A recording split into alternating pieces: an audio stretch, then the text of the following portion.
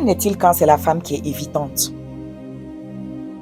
Dans ce cas-là, l'homme se retrouve dans une forteresse de solitude.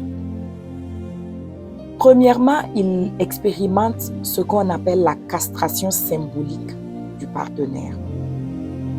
L'homme a un besoin psychologique d'être le lieu sûr de sa partenaire. Quand la femme évitante rejette toute aide et refuse d'être vulnérable, ou quand elle s'exprime du genre « je n'ai pas besoin de toi, laisse-moi gérer seule », elle envoie un message d'inutilité à son partenaire. L'homme se sent alors déconnecté de son rôle de protecteur émotionnel. L'homme peut aussi expérimenter l'inhibition de l'intimité physique. Pour la femme évitante, le corps est souvent la dernière frontière. Elle peut utiliser le travail, la fatigue ou les enfants comme bouclier pour éviter l'intimité sexuelle.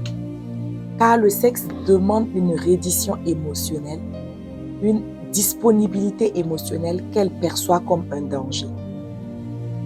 L'homme rejeté physiquement finit par s'isoler ou alors par chercher de la validation dans de la performance extérieure.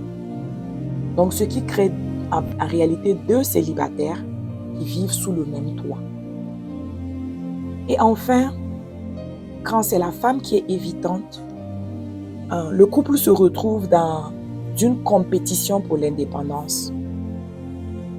La relation est transformée en une compétition de qui a le moins besoin de l'autre. C'est une dynamique dans laquelle celui qui aime le moins semble gagner, mais en réalité, tout le monde est perdant dans une dynamique pareille.